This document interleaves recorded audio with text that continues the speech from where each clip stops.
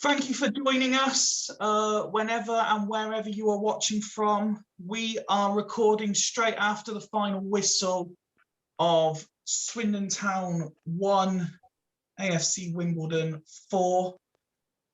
The words that came to mind watching it were gutless, absolutely gutless performance, unprofessional to say the least. And I'm throwing the players in there as well. There was no professional pride, in my opinion. And as a fan, I'm insulted by what was churned out. We might not be very good, but we deserve more application, more energy, more effort, more anything than we've been given today. And for me, that was the game. Of all the recent torrid results and performances we've had, that was the game the players gave up.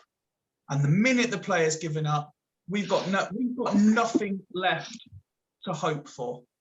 That for me is it. We are done.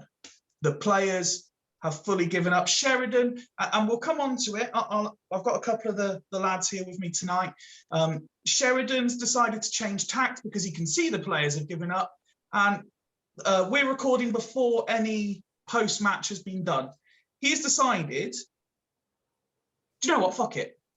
He's decided, I'm going to throw on every attacking player. I keep being told we're too negative. I'm going to throw on every single attacking player we've got and screw the fact that we're going to be leaking goals. I had the Wimbledon commentary on this afternoon, and credit to them. They were absolutely bang on with how abject and abysmal we were. And if I could have, I want to give full credit to Wimbledon because they smelt blood and they went for it.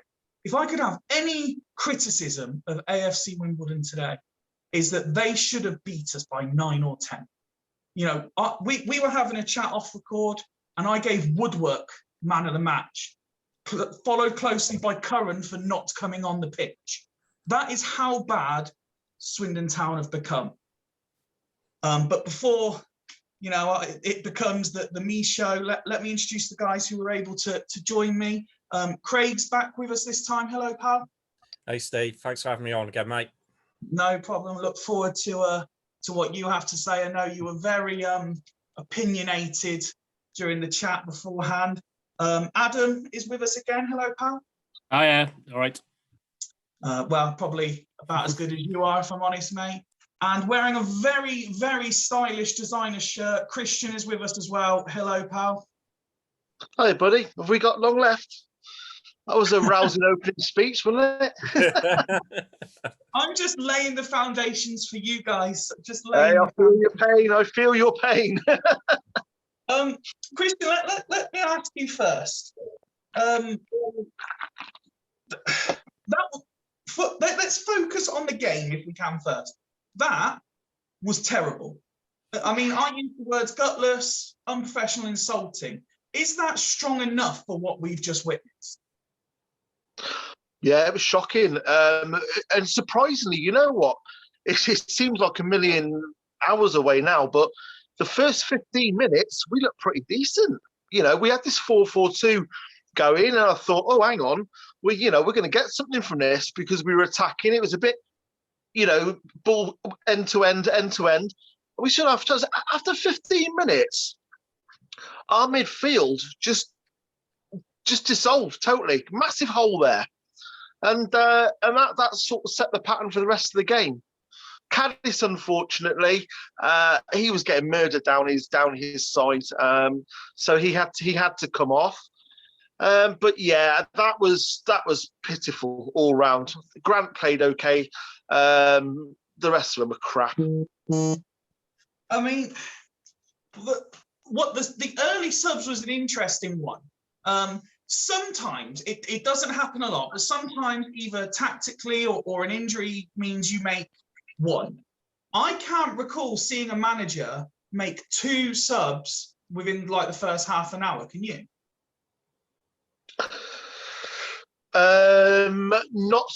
Not without really thinking hard back. No, I don't think I've seen that happen before. Craig, let me ask you.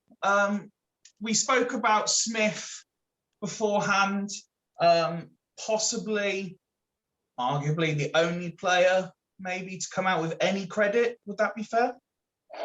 Yeah, but that was only because he scored the goal, really. He wasn't really, he didn't make much of an effect up until he scored that goal, really. But to be fair, he didn't have much to go on, I don't think. I don't think he had the greatest of service. We didn't have many shots at their goalkeeper. Their goalkeeper had a relatively easy day. So, yeah, I mean, he just gets credit for doing what strikers do, and that's scoring the one chance that he got. We've been crying out for him to start all season. He started off under Wellens. He was playing well. He was scoring goals. But I mean, it's taken this long for Sheridan to actually start him alongside Pittman. It's too little, too late. I don't really know where we can go from here. Really, we're all but relegated. So yeah. Smith was one of the few that came out with any credit, but it's not really saying much when you look at how the rest played. And correct me if I'm wrong, but I believe you're kind of the same mentality as me at the moment. Is the concerning thing is we know we're down, but there's no focusing purely on the pitch, if we can for a minute. There's not even signs of planning ahead for next year. Now, I know that'll largely because none of us anticipate Sheridan being there, so he has no inclination. But I know we spoke about, as of Tuesday, start playing the kids, give them that bit of experience ready for next year. But can't see it happening. We're just going to keep, in my opinion, I envisage just seeing the same crap every single time. Yeah, until relegation's been confirmed, it's like, Sheridan's not going to resign until it's mathematically done that we can't stay up. Then Sheridan will go, and then whoever comes in can chop and change the team, give someone else a chance, give the youngsters a chance if they want to. But no doubt Sheridan will try and come out with some sort of unique formation on Tuesday, a Mike Bassett Christmas pudding formation or something like that. But the guy's useless. He is absolutely useless. I think it was Matt Hayward tweeted that he can't. There must be like 60 odd million in the country that could do a better job than Sheridan as manager. And it's hard to argue against that. Well, speaking of people who could do better, I know that sort of semi-jokingly a couple of weeks ago, I tweeted BBC Wiltshire and said, let me have a go at it for one game and see the difference. Adam, I know recently in the group chat, you also said you'd like a go at it. What would you have done differently today, do you think? Well, I don't think maybe? Well, he's got to work with what he's got. I mean, I know a few times I've said that, sometimes we can't always hold the players to account, but I think I only listened to the game today. I didn't watch it, but from listening to it, it sounded like today was probably the worst performance from the players, not just from John Sheridan himself. Again, because I didn't watch it, I can't really say what I would have done differently. I would have changed it. Sheridan did change it. We've been asking him to put Tyler Smith up there, but he's done that. But my problem is we were asking him to put Tyler Smith up there a few games ago. Like Craig said, he was scoring goals under Wellens. He then doesn't play for ages. We can't expect a young striker who's on loan to come in and just be fresh and expect him to bang goals when he hasn't played for however long. I think today he probably set him up in the right way, but it was just too little, too late. That's the problem. It's new formations and new players, new personnel. It takes a while to adjust to. It's not something that's always going to change overnight. I was quite pleased when I saw the lineup to see Broadbent back in, but I know he subbed him off after 45 minutes. Again, I didn't actually physically see the game, so I don't know if that was a warranted sub or not. But yeah, I don't. With the personnel he's got, you probably couldn't change much. Today, you probably could put it more on the players than you can on Sheridan. But it's up to Sheridan to manage that personnel. And if he's not managing that personnel, which he hasn't done for the last 4 months now, we've not seen any change. It's too little, too late. We should have. This was a massive month. We said a few weeks ago, this is a massive month. We needed to pick points up against those teams in and around us And I can't even remember if we have picked up any points of those teams in and around us. So when you look at one game, you can start saying, yeah, it's the players. But when you're looking at a series of games, it's the manager. It's the manager that's at fault. He picks the players. If he's got loan players that aren't good enough, bloody send them back. You know, what's the point of us, whether we're paying some of their wages or not? Just send them back and give a kid a go. Is a kid going to be much worse than a loan player who doesn't want to play football? So that's why I always get a little bit, and bearing in mind that I'm a coach myself, so I know that if I pick a wrong squad, I'm normally going to get parents on me. I'm going to get spectators on me. But at the end of the day, it's the players have a responsibility to perform. But if they're not performing, it's up to the manager to sort that out. So yeah, I still don't understand what Palmer brings to the table. So that would have been my main change. Would be Palmer. There probably would have been a way that you could have fitted Amatoye or whatever his name is into the fold instead of Palmer. But yeah, maybe a bit more attacking. That's the only thing. 4-3-3 or something rather than 4-1-2-1 or whatever we were playing. So yeah, I think it was done and dusted. I've been away this week and I was really regretting looking. I really wasn't looking forward to this game. So after our performances the last couple of games, but it's the personnel he's got available now, and it's all rooted to one person, which I'm sure we'll talk about later. But what can we do now? Sheridan's left it too late, but I still come back to that point where Sheridan said we are the best team in the bottom 7 of that league, and since he said that, I think we've won one game. So it's, for me, you don't come out of a statement like that and don't back it up. Yeah, I mean, yes. Sorry, going back to what you were saying, Adam, about when you change formations, you bring players in, it takes time to gel. He's been in place since November. You look at Hasselbank. He joined in January at Burton. They brought in, I think it was at least 8 new players, and they all came in and gelled. They made the right recruitment and everything. And look what's happened with them. Whereas you got to ask somebody who doesn't get enough criticism, I believe, is Paul Jewell. I don't see what he brings to the club. He had one good transfer window, and that was the summer before we got promoted. One good transfer window. That's all he's done. And in January, he's brought in a load of players. I'm not letting Sheridan off the hook here, but he's brought in players that Sheridan doesn't use or don't seem to be his type of players. He's another person who's stealing a living off this club. But yeah, sort of, going back to like I was saying with Hasselbank, he's had the time to, he's had the same, less time than Sheridan, and he's done so well. He's got put in a solid formation. He's gelled the team together better, and he's brought the most out of them. They're not the best. They're not a great team, Burton. Yeah, exactly. We, on paper, we should be at least out of the bottom 4. But it's like you say, it's that motivation factor. I don't see Sheridan being a motivator at all, and I see Hasselbank probably is. And let's be honest, if you're a player of, maybe even in the early 20s, and you're going, I've got John Sheridan, he was a great player, don't get me wrong, he was a great player, but he wasn't Jimmy Floyd Hasselbank. So the players are immediately reacting to that as well. But yeah, I completely agree. He's had time to do it, but he just doesn't know what he's, like you said earlier, he doesn't know what he's doing, I don't think. I genuinely do not know he knows his strongest 11. I would be surprised if he's even at training every day. So it's, he doesn't know his players.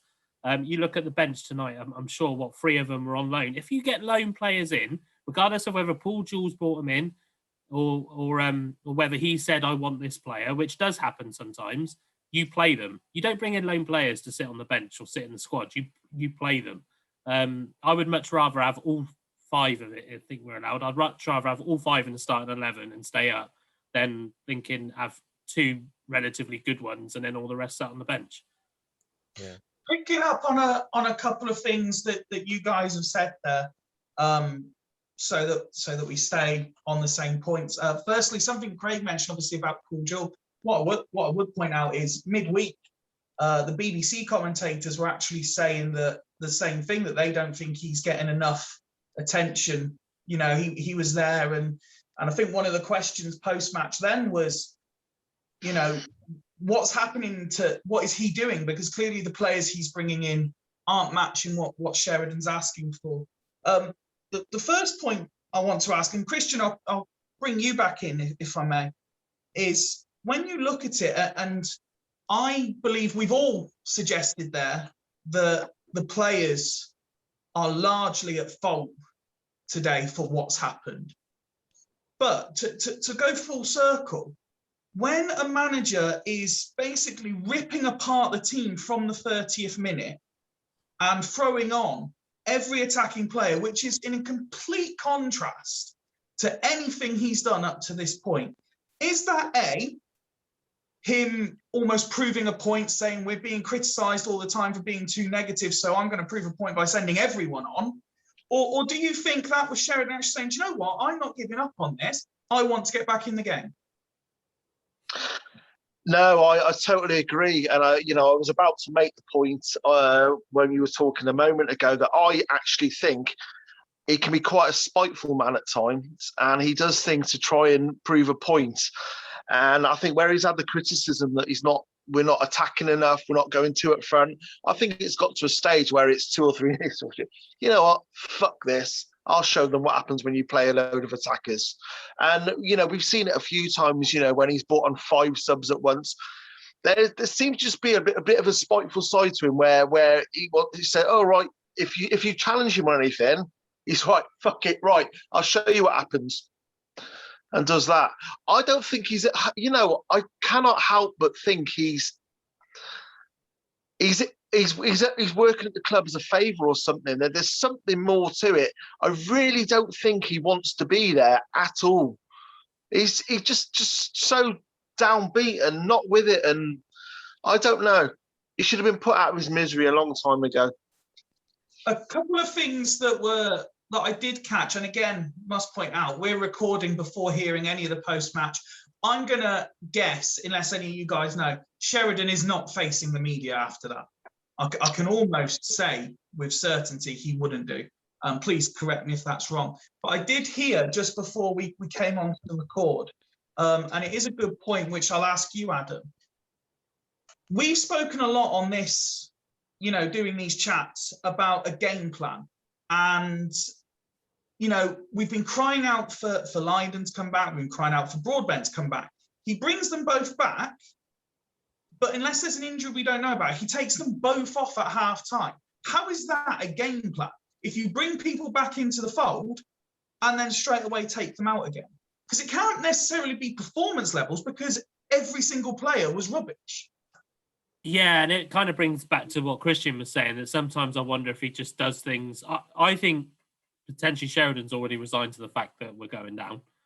He's not going to come out in public and say it, because I actually think that if there is going to be a time he was going to resign, it's going to be before Tuesday, when we can mathematically go down, because he'll have no relegation. Well, he will have relegation, but he won't have another relegation on his record then. But yeah, I think, again, because I didn't watch the game, it's hard to say whether Broadbent had a good game or not.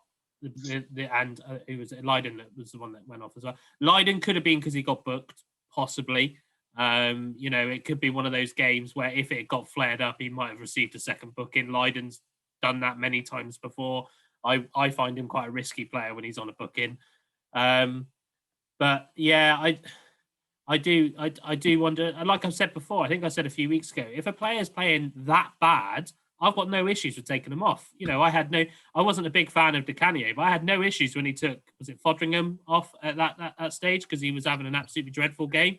And the same with Leon Clark, I think it was as well, wasn't it? So, I've got no problems with that. But like you said, Steve, when the whole team are playing badly, I just think there's not much. When you think about bringing Cadiz off with 8 minutes left till half time, how much information can you give the team and Cadiz and whoever's coming on for Cadiz in that 10 seconds that you're warming up? That's going to change the next 8 minutes of the game.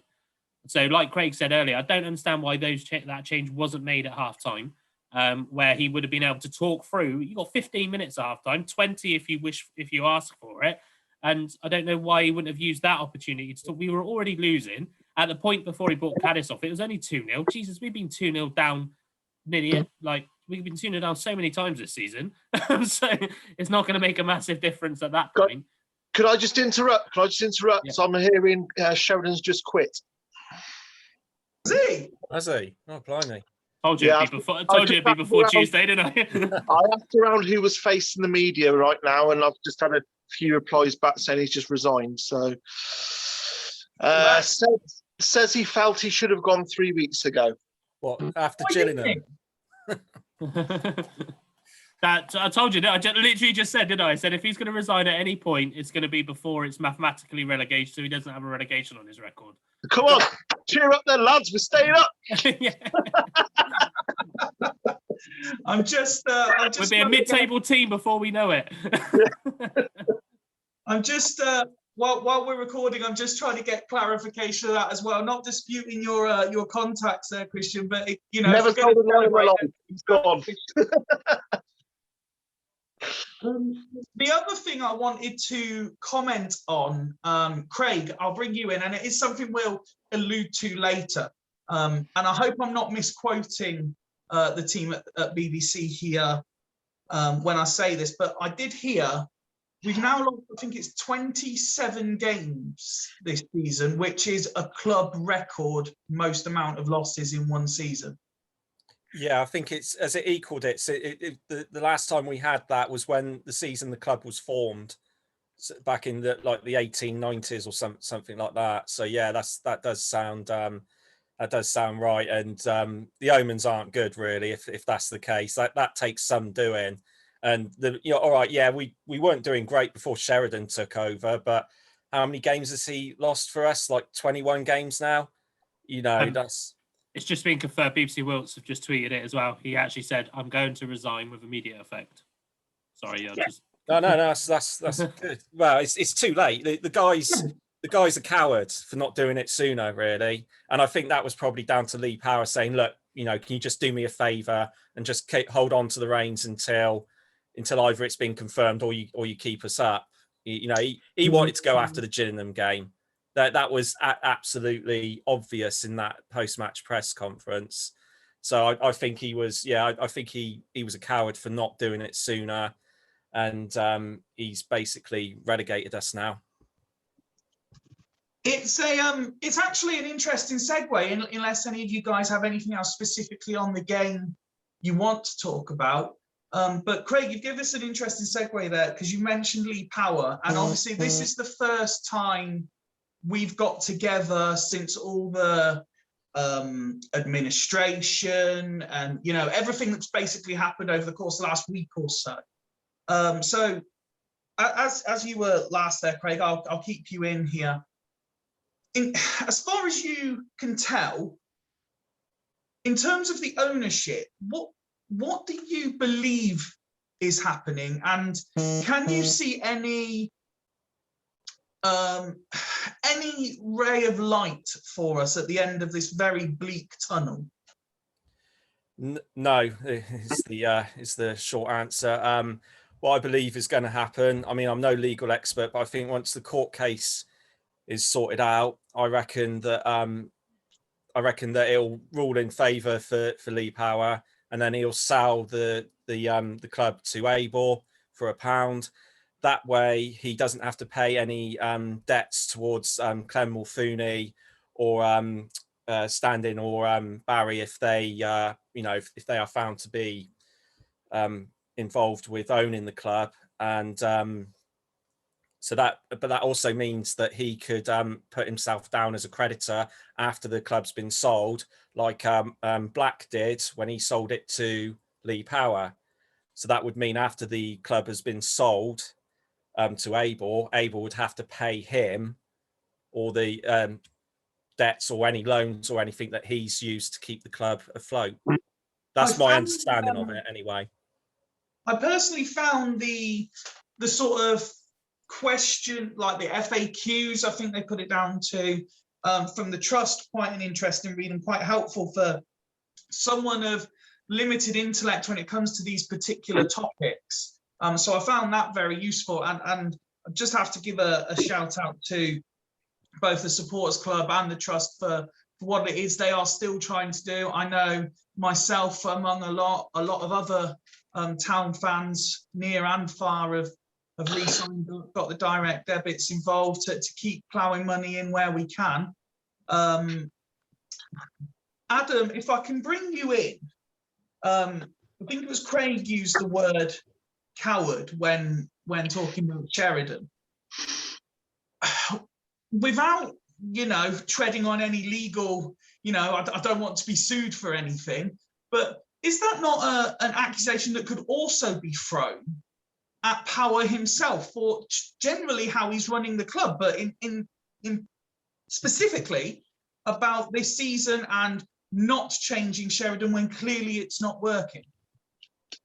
Yeah, and I don't think you would get in any legal trouble because it's the truth. So I'd quite happily put myself on there. I work for a law firm. I'll lawyer myself up if he comes to me. But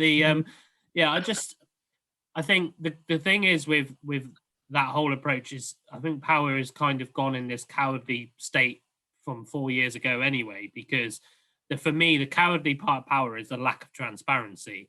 I have an equal worry that if the court goes in his favour, we're going to find out a hell of a lot more than we probably don't know, but we probably suspect. Which, yes, we might sell it for £1, but like Craig said, it will then be a creditor and all that kind of stuff. But yes, I think the true reason is we probably couldn't afford to sack him. Is probably I know he's only here till the end of the season, but you'd still have to pay out his contract. So I genuinely think we probably are on our last pennies and wouldn't be able to afford to sack him or have the money to bring in somebody who's going to do a better job. So I reckon that's the reason why he didn't do it. I have to admit, I don't blame him for not resigning. I mean, in the current world, you wouldn't resign from your job without having another job to go to, especially when he's probably not been on any much or any money whilst here. So, like you say, if he's doing it for a favour, which we don't know, if he's doing it for some sort of favour, he's probably not earning a massive living either. So I don't kind of blame him for resigning, but I do think the decision should have been taken out of his hands. And that's the cowardly part for me. That's where there is a coward part for whoever's making that decision, whether it's Power, whether it's what's his face, Anderson. If that's the cowardly part, is that nobody wanted to take that decision out of his hands. If they come out and said we couldn't financially afford it, then at least give us a reason why. This is what we need at the end of the season. We need a reason why Sheridan wasn't sacked. In any other world, we'd want to know why that person was still employed with Swindon at this point. How come it's got to the stage where he's set a new losing record? We're playing the worst football I've definitely seen in probably the last 20 years. I actually think we played better under Williams. And it's, I think the decision should have just been taken out of his hands. It's and that's the cowardly bit for me.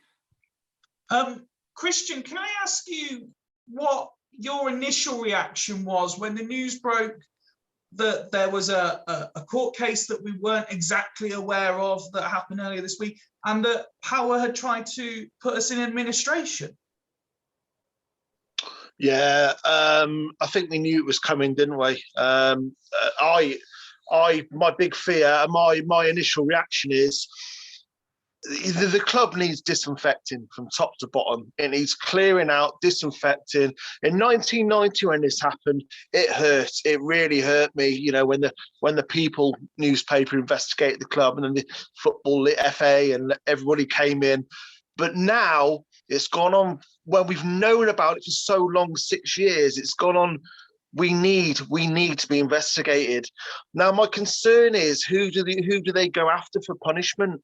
If we know it's going to be the guilty parties like Lee Power, allegedly guilty parties like Lee Power, Michael Standing, Barry, probably Sheridan, anyone else you can throw in there that's using a football club as a vehicle to transfer money all over the place, it could open a massive can of worms. There's going to be other things. I was looking through the McCrory versus Power court documents earlier. There's allegations of match throwing, stealing program sale money, not declaring. There's a lot more, that could come out. So, yeah, I'm not surprised it happened. It needs to happen, but I just hope that the club don't suffer greatly for it, or the supporters, at least. I mentioned Sorry. Sorry, carry on. I was just saying, I think that's also kind of the problem with football at the moment, isn't it? Is that you could get a dodgy owner who we could say, if it wasn't for the fact that he was such a crook, we wouldn't know anything about Lee Power. In terms of, and it's a shame that the football club could end up being punished because of the actions of one person or two people, whatever. And I think that's the problem with football nowadays. And that's obviously why they introduced the EFL fit and proper test, which I still don't think works because there's It really doesn't work. Part of the criteria for passing your fit and proper test is showing that you have available funds to the figure of about 1.5 million, I think it is, as an ongoing concern. So you can run a club for a season or so.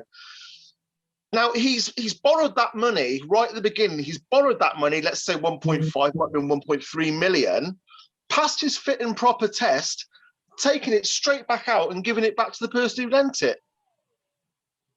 Crazy.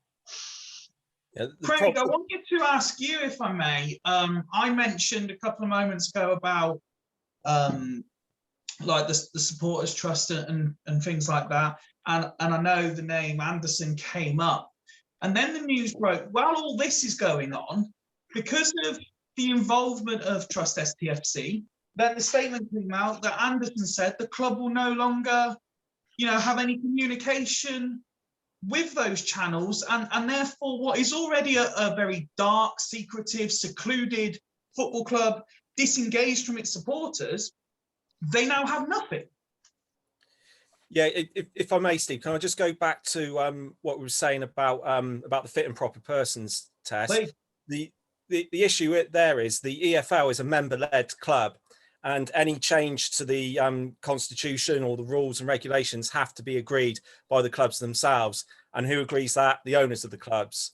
They've had, I think it's Andy Holt, the Accrington Stanley chairman, he said time and time again, whenever it's come to any sort of meaningful change, the owners they just basically go self-interest mode and they vote against it. So until that changes, we're never, the fit and proper persons test is pretty much useless, like you said. Going back to the trust. Sorry, what was the question about the trust again? Just regarding what happened afterwards with their involvement leading to the statement that Anderson has said that they're cutting all communication ties. Yeah, it was just out of spite, wasn't it? Because they helped back Clem Mulfooney's petition in court, just to make sure that there is another viable potential buyer for the club, as well as this Abe or there's another option other than putting the club into administration. And that's the reason why the trust done it. And you can understand that they're doing what we, as a member of the trust myself, what we pay our money for, and that's to look after the long-term interests of the club and the supporters. But for the, I said that I was surprised when I saw that statement from Steve Anderson, but really we shouldn't have been. It was spiteful and vindictive, and that's just Lee Power and Steve Anderson and the whole tribe that are involved in the ownership of Swindon. It really was pathetic and childish, to be honest, to respond like that. I don't think words can begin to describe the contempt that I've got for Lee Power and Steve Anderson, and probably the same for most Swindon fans, to be honest. But yeah, that was like a turning point, I think, for the Swindon fans.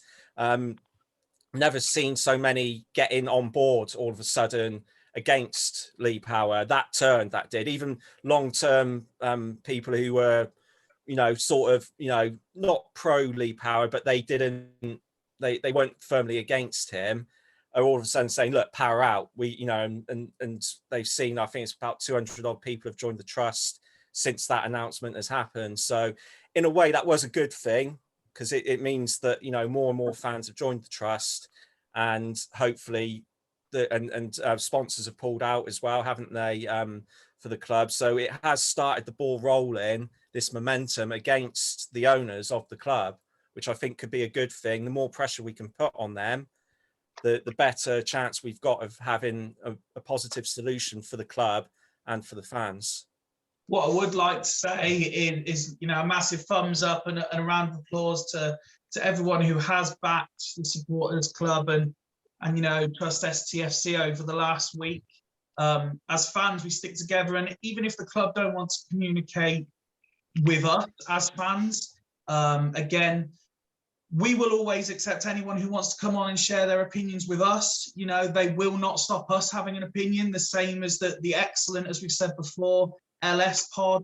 They will keep putting their opinions out. I personally, and everyone's entitled to their own thing. I presume you guys are, judging from the conversations we have. I don't know for certain, but I'm firmly behind, the hashtag of fan power, not lead power. It's got to the stage now where something has to happen for us to take our club back. And I know we've spoken time and time again about whoever the next owner is, whoever, there has to be some sort of fan involvement in the conversations. We can't have someone else come in on their, on a knight in shining armor, on their horse.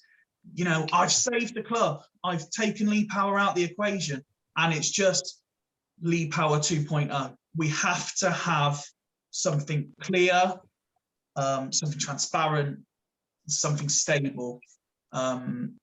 Just so, we were having the conversation, and again, it leads into what we're going to be talking about next. We're having the conversation about fans who have joined over the last, 20 years. Say during my time, I think I'm roughly on about 20, just under 20 years now.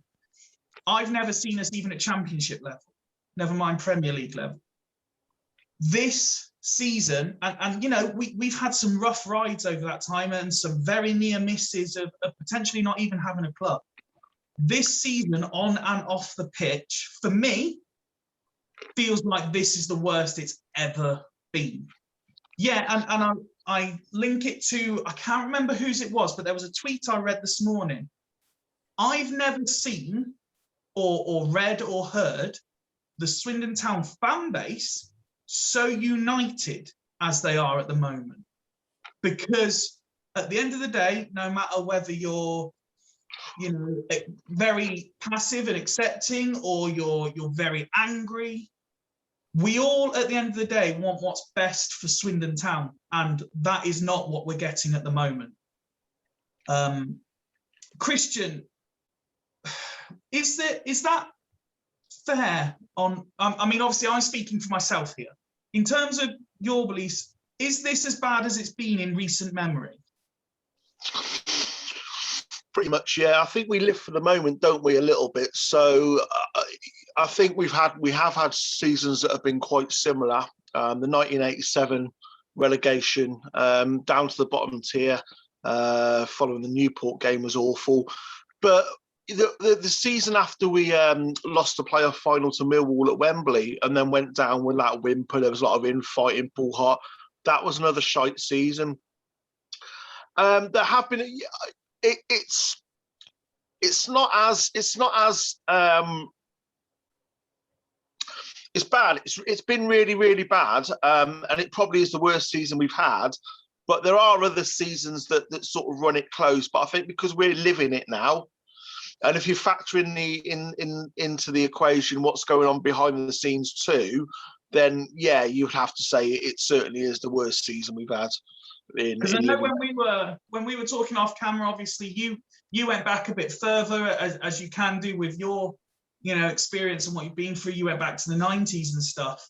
So that's why I say in sort of in recent times, because we've all got sort of a different time to how long we've been following Town.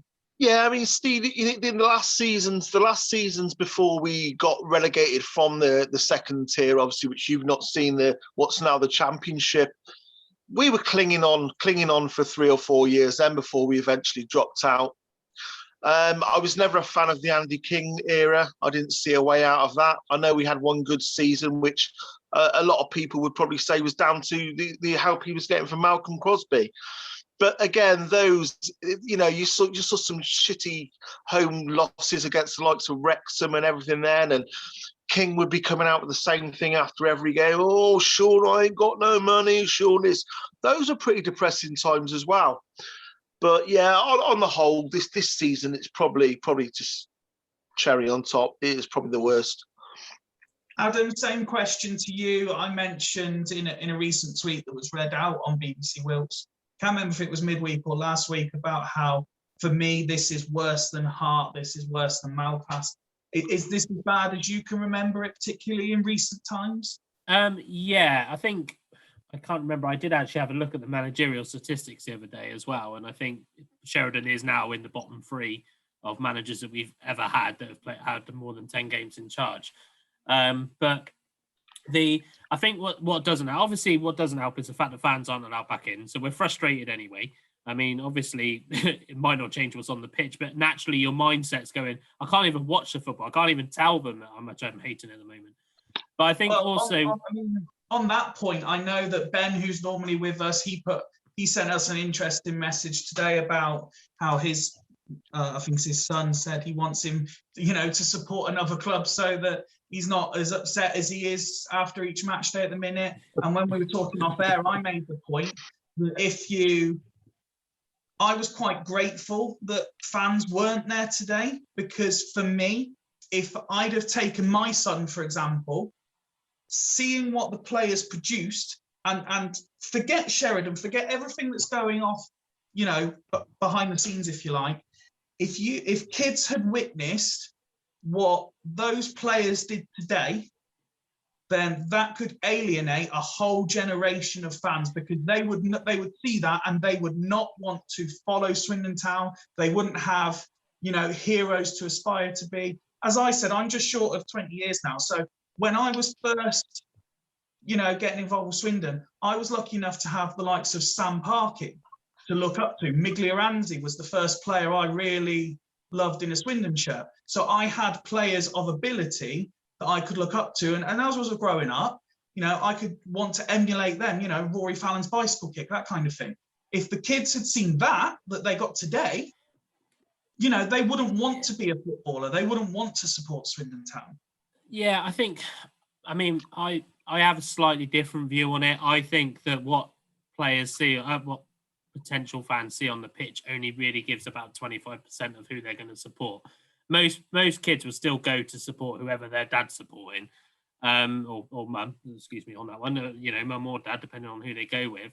The biggest thing that makes a difference to me is the exposure in the community. So yes, okay, if you're getting good results, you're going to have a lot of exposure in the community. I mean, when we were a Premiership side, all of a sudden we had 100,000 fans in Swindon. So yeah, okay, that does make a bit of a difference. But it's also, you look at under Wellens, when we started to get more people through the gates, because he was making sure the players were going out and things like that. And I'm not saying Wellens was the godsend, he wasn't. But that kind of thing does make a difference. If I go watch, if you go watch some National League sides, like for example, I think Dorking, it's Dorking are one of them. They are so active in their community, yet they still, when they were getting fans, they were getting a lot of fans through their gates, because what they were doing, they were going out to schools. I remember when I did one of the hospitality tours, Phil King said that Stratton Bank never gets used. Give all of those tickets to schools. Give it all to schools and just get the schools in.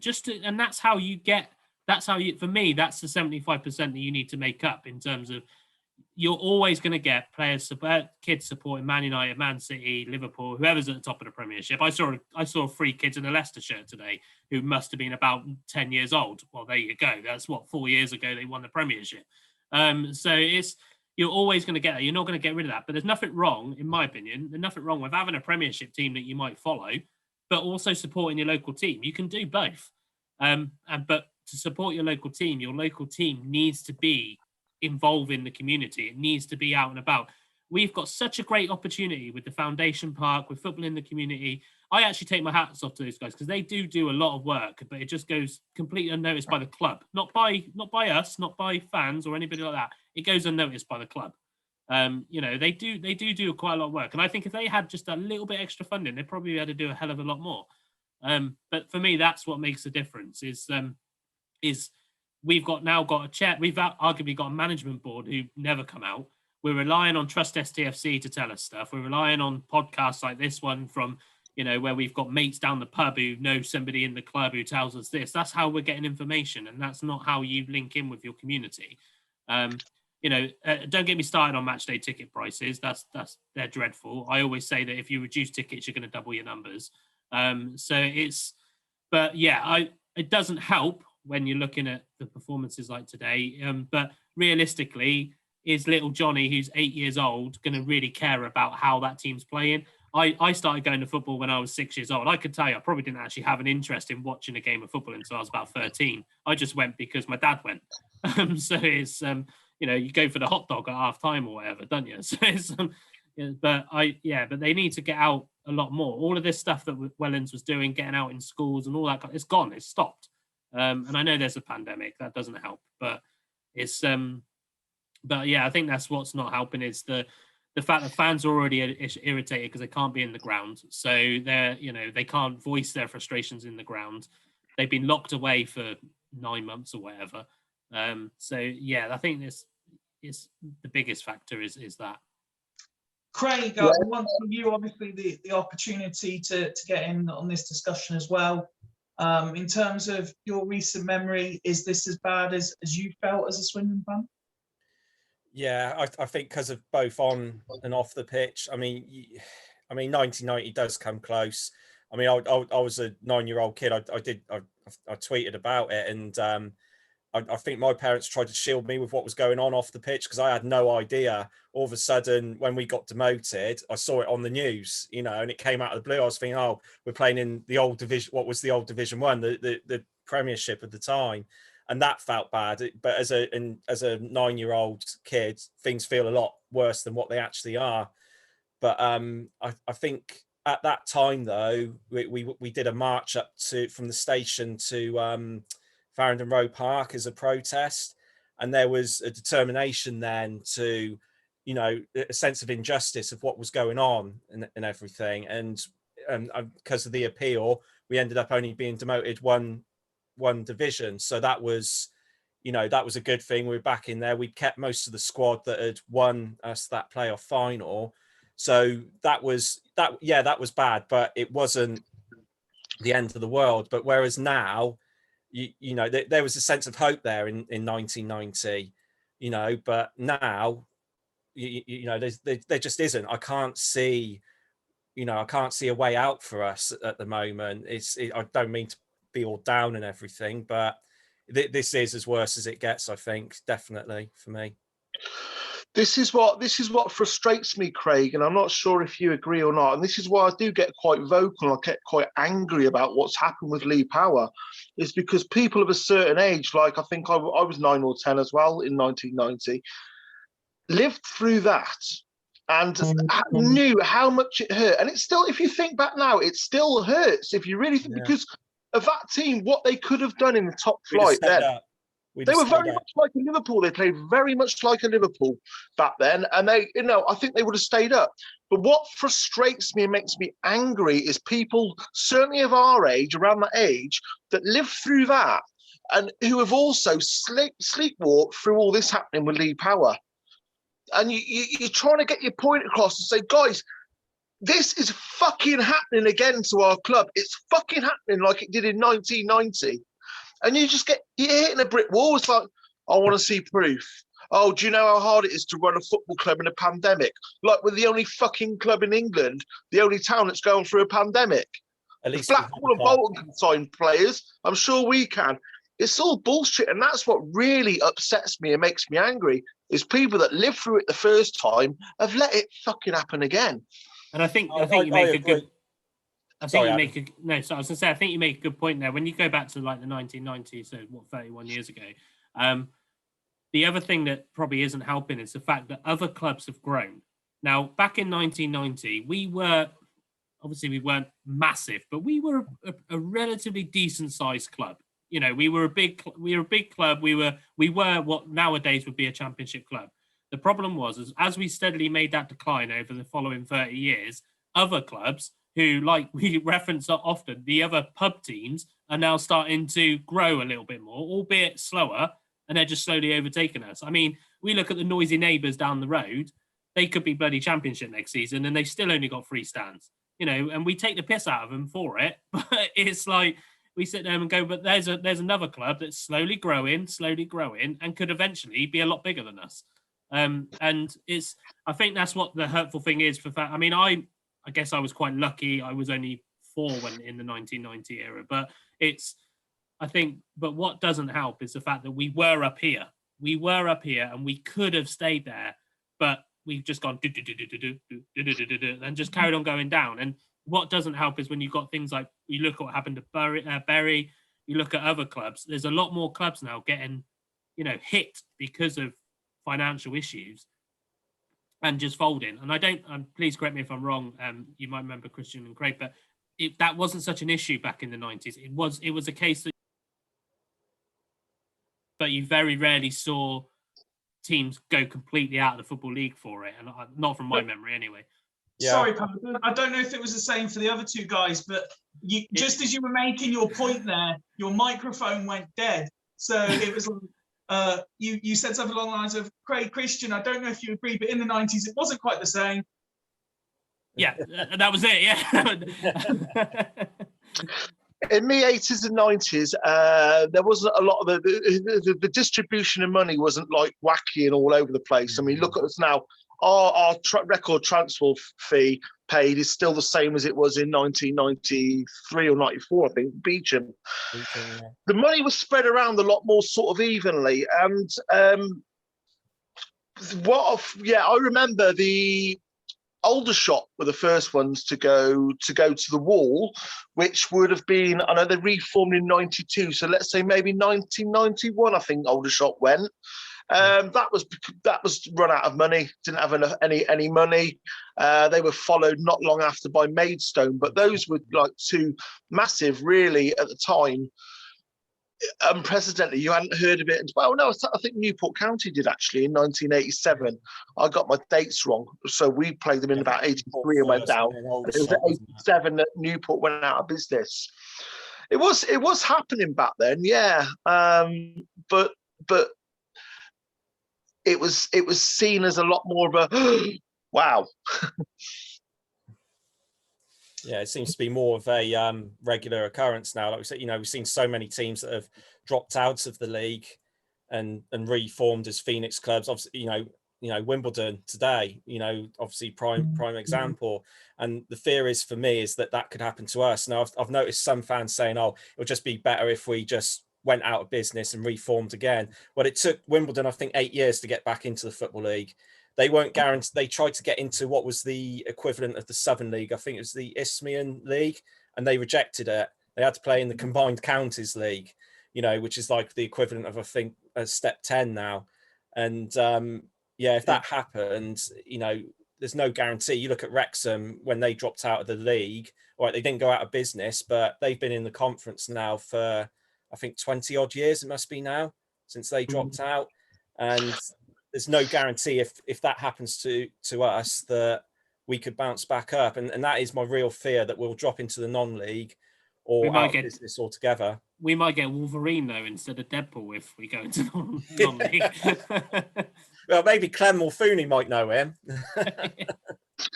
Yeah, Hereford was another one. Hereford, I think they had to go through 3 promotions before they played Supermarine in the league. Yeah. Yeah, that's right. I mean, I suppose that is a little bit of if the worst did come to the worst, and we did have to reform 10 leagues down, that's great. We do have Supermarine, which is a fantastically run club. It always has been, lives within its means, attracts good local players from other good sides around them. You know, maybe we've got that to fall back on, but we don't want that. That's not what we want. We want Swindon Town in the Football League, ideally. But we'll see. Yeah.